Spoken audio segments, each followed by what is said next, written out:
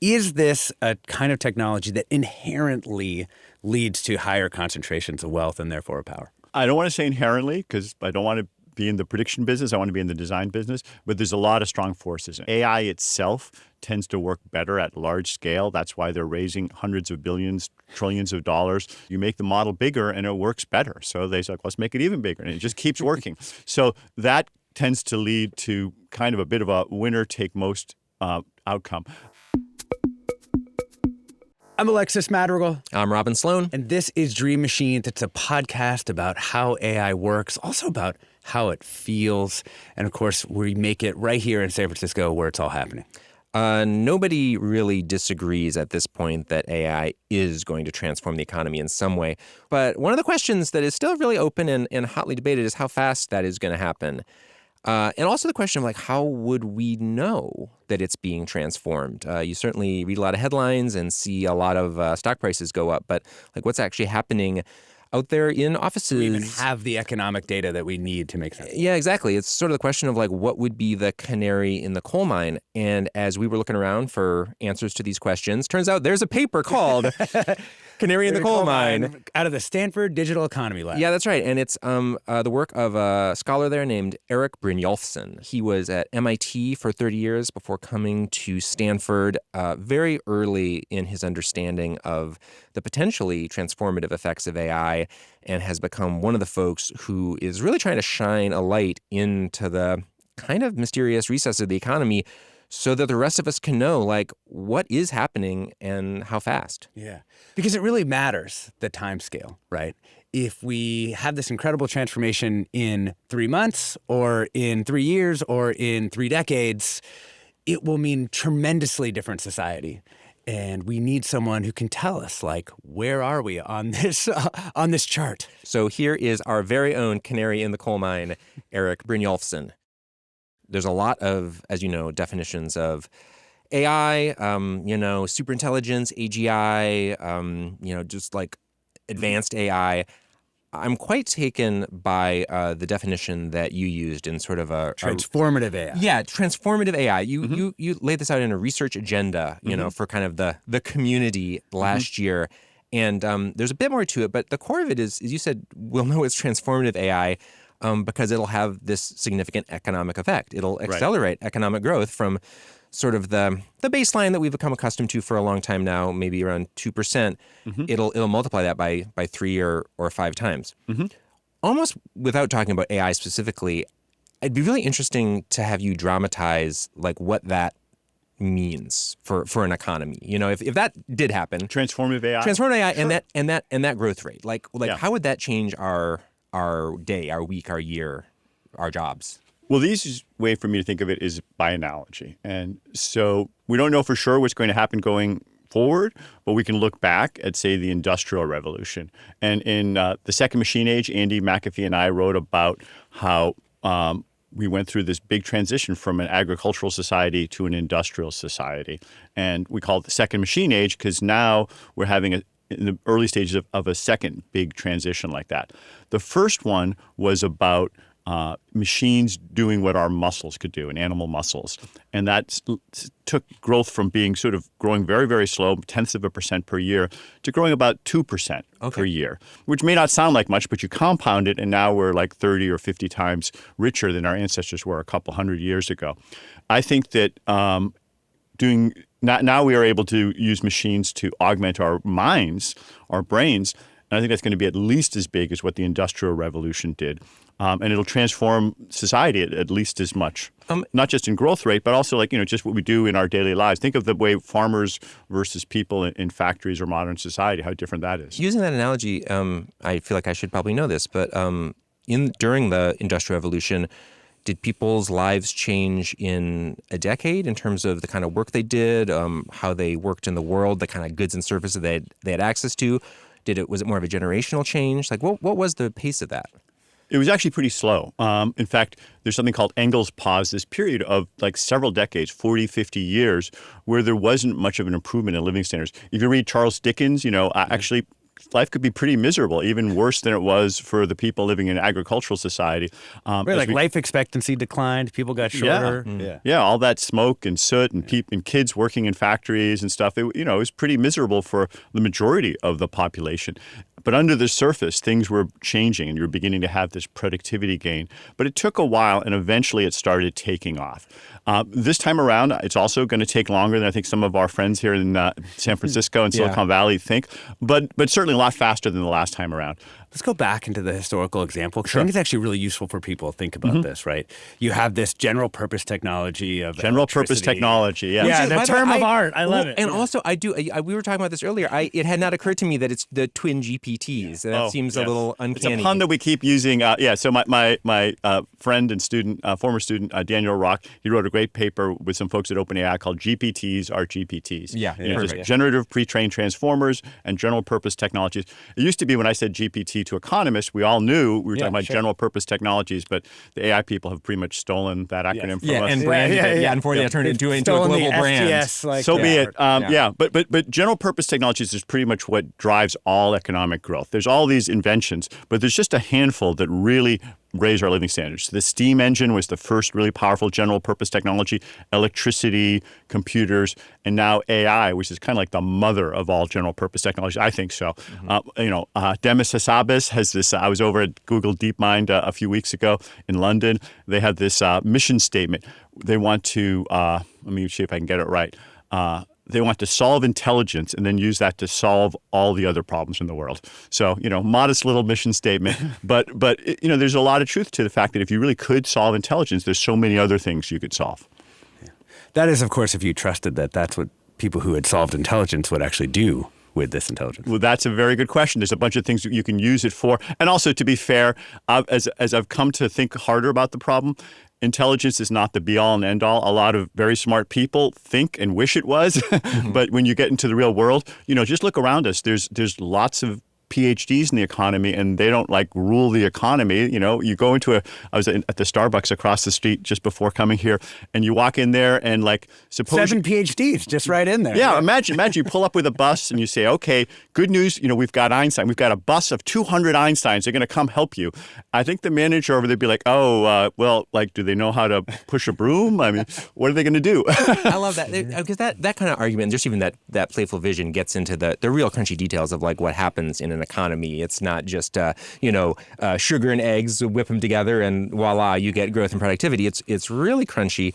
And the thing I like best about your work is that kind of ongoing attempt to dig in and sort of look for signals. You had the paper called Canary in a Coal Mine, which feels like exactly what we need most right now. We need those kind of early signals. They might be warning signals in some cases. They might be hopeful beacons we're going to steer toward. I know the canary's metaphor is a little dark at times. Yeah, we didn't necessarily mean it that way. Yeah. We meant it in the more general metaphor as an early warning signal. Yeah. And it's very uneven, and that's part of it. Going back to the intelligence point, I just want to finish that earlier point about these general purpose technologies. They tend to take a long time to play out, because even when you speed up one part, there are other parts that are bottlenecks or weak links that take longer to emerge. But that gets to your question about the Canaries paper, where we did find that there were certain jobs that are already beginning to be affected, and others that are actually going the other way, that are becoming more valuable. That's interesting. I mean, so one of the findings, at least as I read it, and you can correct me if I'm wrong, is that if there is an impact, it seems to be maybe as you'd expect on entry-level workers, the people whose contributions can perhaps most seamlessly be replaced by Claude or ChatGPT or whatever. Yeah, I didn't necessarily expect that in advance. I should credit my co-authors, Bharat Chandar and Ruyu Chien, who did most of the heavy lifting on this, and the folks at ADP who provided all the data. And we went into it, with a blank slate. We just were open to whatever. Actually, the first cut at it, we looked at the top line. There's not much happening, actually. The overall labor market, it wasn't that much happening. And we were kicking around okay, maybe we write a paper that all these headlines, these newspaper articles are all kind of overblown. And then, Bharat and Ruyu looked in a little more deeply, and they said, wait a minute, there's one group that's really being affected. Early career workers, especially in the most exposed occupations. So one of the things you can do you can take all the jobs in the economy, 950 according to the Bureau of Labor Statistics. And each of them you can break down to a bundle of individual tasks. And once you do it at that fine-grained level, you can really make headway. It's hard to say whether AI will replace a radiologist, some people say, but it's much easier to look at a specific thing. Can it read a medical image? And that's one of the 26 things a radiologist does. When you break it down to those tasks, and by the way, the paper that did that the best was this GPTs paper we were just talking about. When you break it down that way, you can rank all the occupations. And then when you also look at the age, you find that the combination of the most exposed occupations with the youngest workers had about a 16% decline in employment. So there's a couple threads to pull on there, and I want to do them both. One is the young workers, kind of the entry-level workers, and just the whole idea of like careers and experience and everything else. But the other one is the data. My perception is that right now we, as a country, a society, maybe a planet, probably don't have as much data as we would like. Oh, no. It's a tragedy. I spend a lot of time with our friends in Washington who are like working with the statistical agencies, and they're having their budgets cut. It's getting, there's more and more need for better data and less resources going into it. I think it's incredibly foolish. One of the things we're doing at Stanford is trying to help with that. We created something just last month called the Stanford AI Economic Indicators that is like a dashboard that brings together all this data from a lot of private sources as well as public sources so people can look at it in one place instead of all these sort of dueling anecdotes. Everyone can see the data. The timing around this technological change of these major changes feels to me like it should be a deflationary narrative about how quickly AI is going to be deployed. But I'm kind of hearing from you like sort of the opposite of that you feel like that we are going to deploy this much faster than in these previous instances, even though historically we haven't been able to do that it's just there's all this inertia across so many different sectors. And it also sounds to me a little bit from the data board that that is what's happening. It is taking longer. Well, I think both those things are true. What I would say, I wrote about the need for these complementary investments. I wrote a paper called about the productivity paradox, about the first wave and then about this wave. Mm-hmm. And most importantly, a paper called the productivity J-curve with Chad Severson and Daniel Rock. And they all make this point that, just because you have amazing technology, it doesn't translate into productivity, business changes, transformation of the economy. That said, I think it's happening a lot faster this time than with the Industrial Revolution or with electricity, which also took 30 years. There's just a lot of structural reasons why it's going faster. For one thing, the internet has been built out so we can just go from 0 to 100 million users of ChatGPT in 60 days? Yeah. Now it's 1 billion. Yeah, but they're just going super fast. And a lot of the cognitive work you can software, you can do it a lot faster now than you could. There's still a lot of bottlenecks, which, so I find myself sort of between these worlds. When I talk to most economists in New York or Washington or in businesses, they see all the structural barriers. When I talk to the guys at the Frontier Labs, they're like, oh, we're going to have RSI, recursive self-improvement. It's all going to happen super fast. And I point out a bottleneck, and they're like, oh, AI will solve that. Yeah. And I'm kind of between them. I put myself, they're like probably 2 orders of magnitude apart from each other in terms of rate of speed. And I'm at the geometric mean, 1 order of magnitude. and so I do think it's faster than most people in the rest of the world are ready for. And that's why we create that statement about we must act now. I do also at the same time think that most of the technologists, they haven't really spent as much time in big companies as I have and realized how hard it is to get them to change. Can I ask this though? Knowing that you have a company that is essentially trying to accelerate the change, yep. Is there an argument to be made that letting this take some time is actually a good thing for society because this kind of disjuncture in a labor market or in just the value of intelligence or any of the ways that we might describe this transformation is actually kind of a good thing to let it settle in more slowly? I agree with your core point. But what I would say is that we need to speed up our understanding. We need to speed up our adaptation to it. We need to speed up our reskilling and be prepared, our preparation. At the same time, I'm very sympathetic to the idea that those core capabilities, there was just another statement that came out. These statements are all coming out about what they call it, pacing Pacing. pacing the frontier. Right. Exactly, which is, but that's on the capability side. So the way I think about it is that there are these two lines. One of them is skyrocketing, which is the capabilities. The other one is our ability to adapt to it, which is barely moving. And that gap is where most of the big problems and challenges and opportunities lie over the next 5 or 10 years. That's where all the action is. I tell all my economist friends, you should be focusing on that gap. My part of it is to close the gap from the bottom and speed up our understanding. Other people can think about the technology. We're talking about sort of the acceleration of an economy, but there's also this simultaneous thing that maybe is different. Maybe there's a historical analogy for this, maybe there's not. I think of it almost as like the weirding of the economy. Yes. And this connects to a couple of things that we've talked about. The idea that suddenly there's no such thing as an entry-level worker. Instead, you can only be a senior software engineer with an army of, AI bots, and you're really good at them. But it raises the question of where do senior engineers or senior people of any kind come from anymore? Also, again, to make that an industrial revolution analogy, it's interesting to consider that when you replace your, horses going around a post with a steam engine, even though that's new and kind of radical, you fundamentally do understand how that works. Mm-hmm. Whereas when you replace your software engineering team with a bunch of AI bots, you probably don't understand how it works anymore. Mm-hmm. Do these differences... do these matter? Should we really be looking closely at these? This incipient weirdness? Those two parts of your question are so different in my mind. Sure.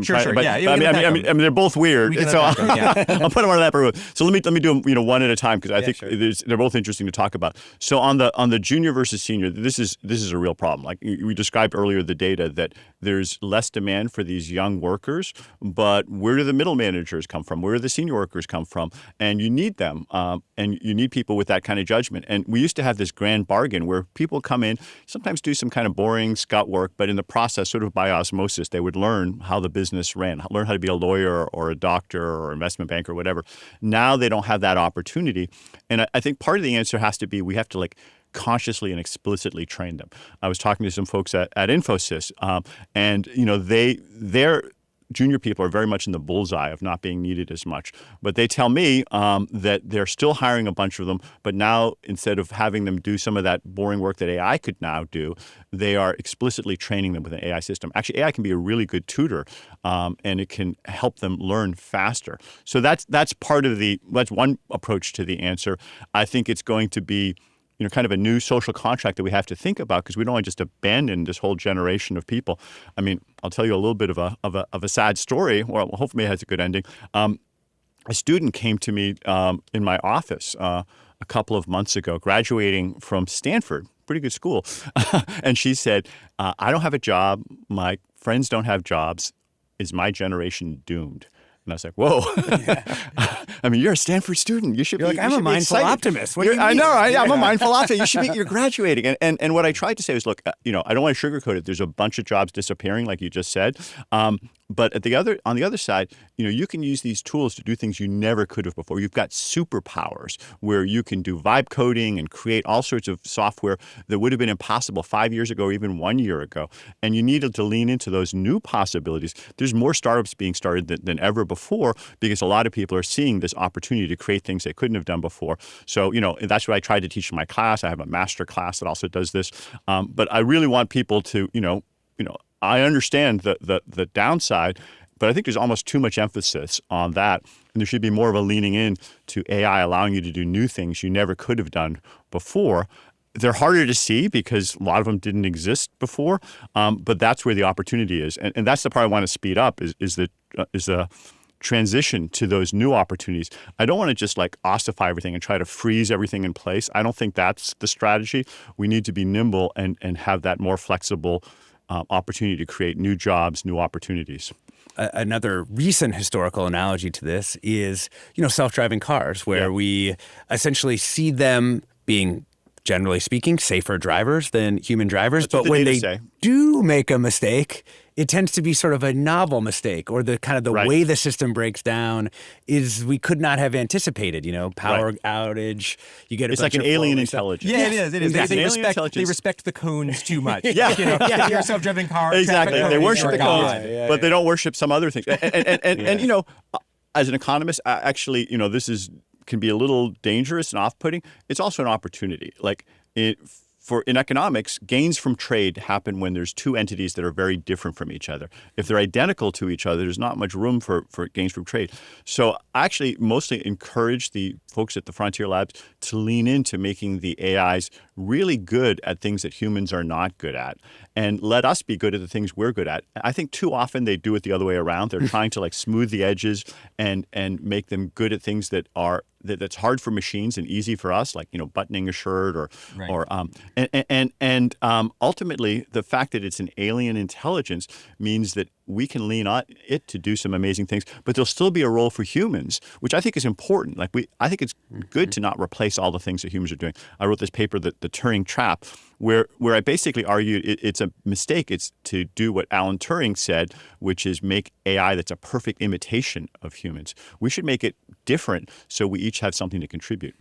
It's funny, we can flip this around, almost perfectly here on the podcast and in our other conversations. Alexis and I are cautious and often critical of AI, particularly the industry, but we're also quite enchanted by the spaces inside these models, these mysterious high-dimensional spaces and their capacity and the things they seem to be able to organize and then kind of cross-connect in ways that humans can't, certainly not at that scale. And it makes me think of, the old, ancient almost economics debate between central planning and sort of, action at the edges. And you, of course, know this well, but for folks listening to the podcast, there's a few different ways you can organize an economy. You could have, you could have central planning. Robin and Alexis deciding exactly how much to make of everything. All fashionable T-shirts and cool. What a great world caps. That would be. And this has the benefit of coherency, and you can actually have a plan and execute it. Well, it can be aligned with the values of your society, at least supposedly in theory. All these things, but then way over on the other side, you have the idea of you have the sense that the real information about how the world works and what people want and what the problems are of course way out there at the edges, in people's lives, it's all distributed, in their kitchens, in their businesses. Now it does seem, so that was the story, at least up until 2020, 2023. It does seem like maybe we have these machines now with a capacity that could change that balance a little bit. So first I'll ask you, do you see some of that potential? Oh, for sure. No, this is a big concern. Let me just say, you've heard I'm pretty optimistic and excited about the productivity potential and creating an enormous amount of wealth. One of the things that I'm most worried about is it could be very badly distributed where everything gets really, really centralized. Right. And the core reason for that is what you just brought up. Friedrich Hayek wrote this amazing paper called The Use of Knowledge in Society, which, articulated what you just said, that most useful knowledge is widely dispersed in the economy. Do people in this neighborhood like peppermint ice cream, or is this truck half empty and maybe we could put some more stuff on it or whatever? There's all this detailed information. And he argued that there's no way a central planner, even guys as smart as you two, could make all the decisions in the economy. There's just too much of this detailed information. And that was totally true for the 20th century and up until recently. But Zoe Hitzig and I have written a paper called AI's Use of Knowledge in Society, where we argue that, wait a minute, you could actually take these trillions of parameters and make all sorts of decisions. You could use the Internet of Things and other techniques to bring data and bring it all to, say, Bentonville, Arkansas, to pick an arbitrary city, and you'd be able to know all sorts of information about what's happening and make decisions. And it's actually beginning to happen. When you look at the data, and big centralized retailers are outcompeting those mom and pop shops.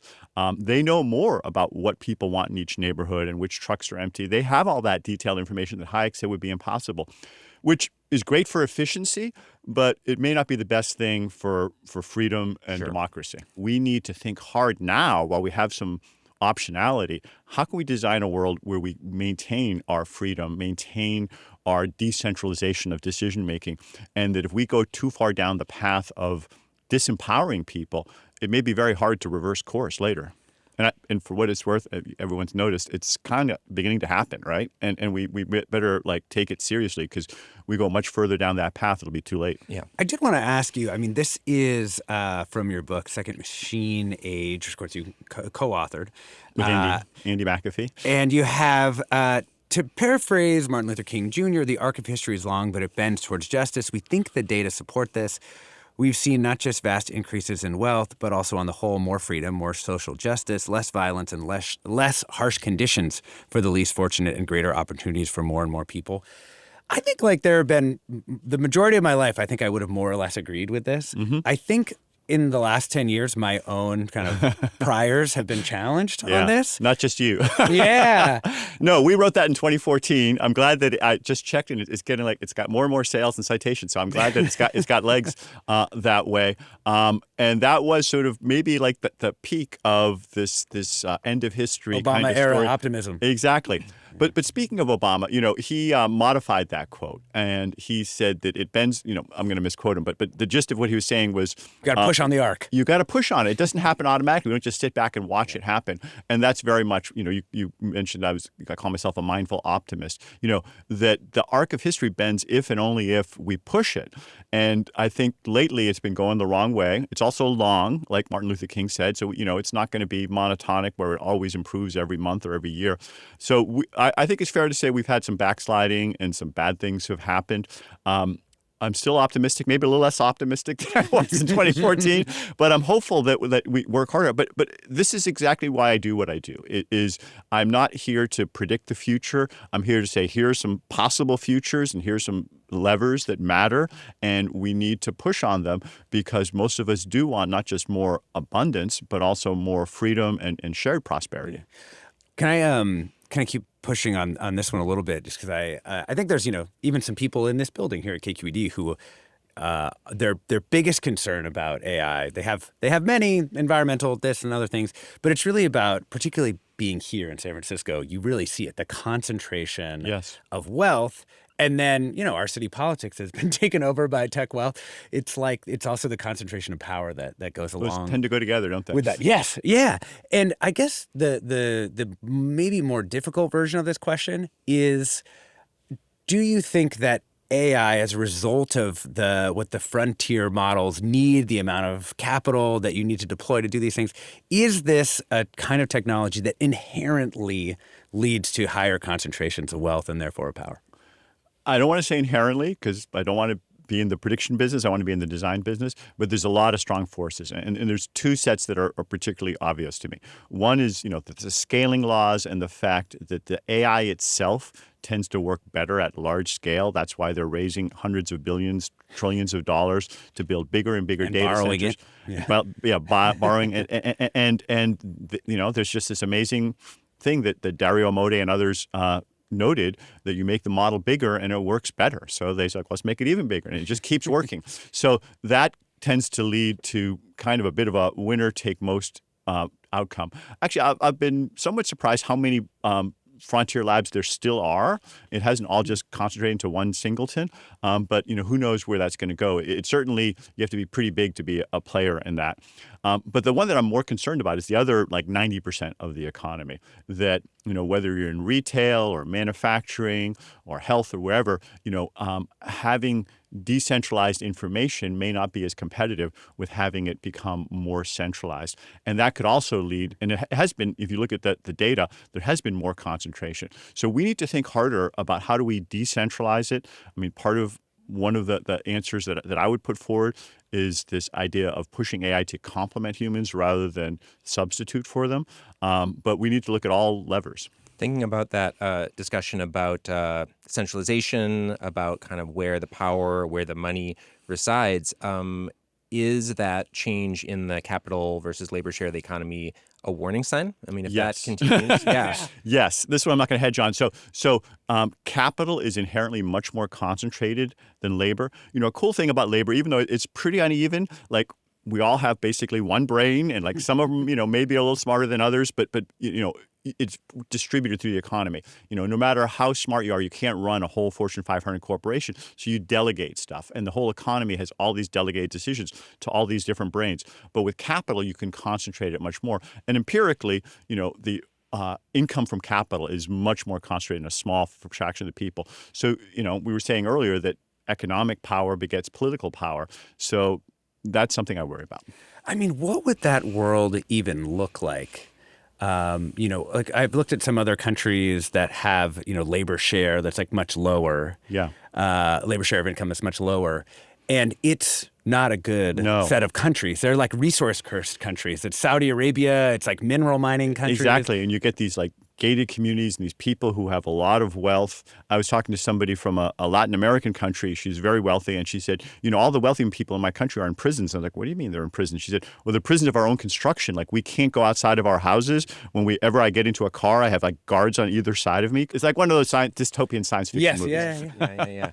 What interventions could we at least start to prepare for now economically? Obviously there's a whole suite of politics and who we elect and how we organize ourselves as a society, but just thinking about economic policy, what would be some smart things to start thinking about right now? So I think we have some levers to push back against this, and that's why I care about it. So I did write this paper, The Turing Trap, about how it's a trap to have AI that just replaces and imitates humans. So a couple of things we can push back on. First off, there's a lot of economic incentives right now that I think mistakenly steer us towards favoring capital over labor. Like in the United States and most countries for that matter. Tax policy is much, capitalist taxed much cheaper than labor. So you have two brilliant entrepreneurs, one of which says, I'm going to make a $100 billion company with, thousands of employees. And the other one says, I'm going to make a $100 billion company with like no employees, but lots of robots. Yeah. The U.S. government says, oh, the first person, Alice, you're going to have to like pay a lot more taxes. Your whole organization is going to pay a lot more taxes. And the second one's going to pay less. And, the first rule of taxation is like whatever you tax more, you get less of. So we're basically putting our thumb on the scale saying we're going to get more capital intensive and less labor intensive. Like for most of history, maybe that didn't matter that much. There wasn't that much leverage to do things different ways. Now we really have the potential. And there's a lot of other tax things you can do. My friend Daron Acemoglu has written a lot about this, Pasquale Estrepo. So those are some things that we can do, like, that are really hardcore. I'm an economist, but I've come to think that actually culture and the way people think about it is more important than the like hard dollars. So here in San Francisco and Silicon Valley, I run into a lot of people who have this mindset that like the goal of AI is to replace humans. And that's just wrong, I think. And when all the benchmarks that you see being published, almost all of them are geared towards like how well can this machine by itself do the task. With Andy Hopt, and we've developed a new set of benchmarks. We call them Centaur benchmarks, sort of like part human, part machine. And the idea is to say, hey, guys, think about not how well a machine by itself can do it, but how can a human and machine together do it. And in most cases, the human machine can do better than the machine by itself or the human by itself. But it requires a different architecture. Doug Engelbart years ago, talked about how we should make machines that amplify humans. Steve Jobs called it, bicycles for the mind. Yeah. And that philosophy has kind of been lost out a little bit. I want to revive it more.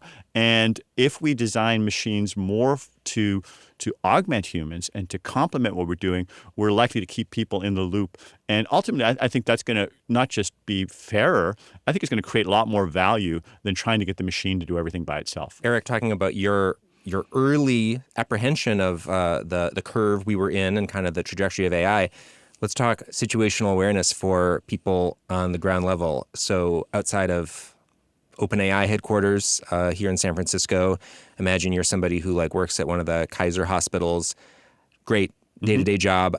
How are you going to know that it really is taking off, that you're inside this exponential and that this prediction of a transformational AI era happening pretty fast rather than predictably slow is true? Like day to day, week to week, what should I be watching for? Well, you can come to the AI economic indicators, and we'll have a monthly update of all those metrics.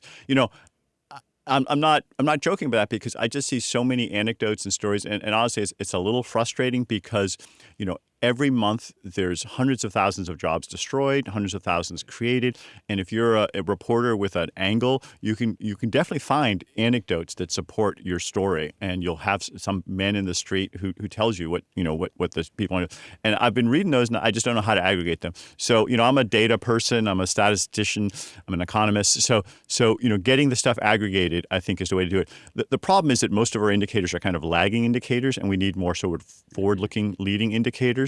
And we're trying to invest in creating those. But I think that's my answer. Promise me when the day comes that you're like, you're just going to put it all in one big blink tag. It's just We'll have like a little siren. Yeah. Exactly. Well, we do actually have these color-coded, like the transformation tracker. We've got like the 12 different metrics, and we color-code them by like which ones are moving in the direction. Right now, only 2 of the 12 are moving in that direction. Above a significant level, they're all kind of moving a little bit. So yeah, you can take a look at that. I just want isithappening.stanford.edu. Yes. All right, you gave me an idea. We will put a little sign-up sheet that, like, if you want, we'll send you a text message. It'll be like and all 12 indicators. 4:59 on Thursday. Okay, we're officially hitting the singularity. Well, okay. Until then. Yes. Until next Thursday. Yes, exactly. Thank you so much. Thanks Thanks so for your much for joining. Such a pleasure. Yeah.